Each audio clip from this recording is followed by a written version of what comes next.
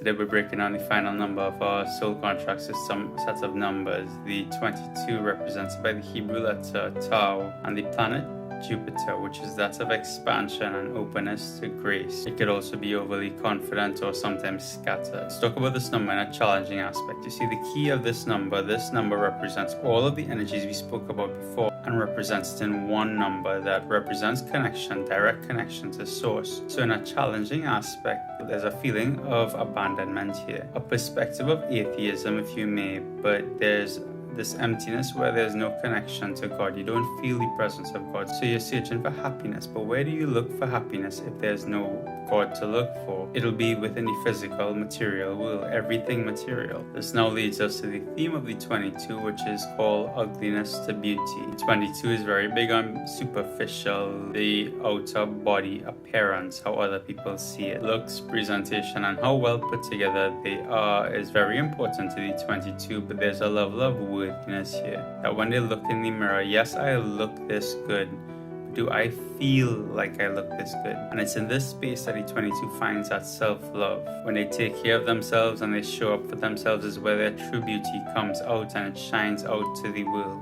But there's another aspect of worthiness here. The 22 takes a long look at themselves, all of the material aspects of their life, and then realizes or comes to the conclusion through reflection that they're not very happy, they don't feel fulfilled, almost like they need something more. And coming from that theme of ugliness to beautiful, most if not everybody sees the 22 as just outward beauty, but never really looks at you for the depth that you have, when in fact you know that there's so much more to you within. So now the question arises, am I just this outer shell appearance, or is there something more to me? That's how awareness kicks in, and it may be a sudden shift or a very long gradual one. But you're connecting to source again, you find a space within that spiritual aspect of your life. Now we're on the flip side, there's a new challenge here. Some people who embody the 22 would prefer to stay in meditation 24/7. But here's the funny part, source and spirit incarnated you into this life to be, to experience life, not to be stuck in the etheric energy of meditation 24/7. If that was the case, you wouldn't even have bothered coming down. So the key to this energy is, yes, there's the spiritual aspect. You tap into that inner wisdom, you learn and you embody it. And then there's the physical aspect. There's so much of life happening and all of this fun,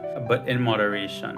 And so you need to learn how to balance the both of them and then live within that space to be of service to help others around you. I do align purpose readings where I clarify the key areas of your life that you need to work on most and then give you the keys, the shortcuts to overcoming those challenges, to becoming the best version of you. You could book a one-on-one session with me directly on my website. I'll never reach out to you first, and all of my links are in my bio. I love you. Have a good night.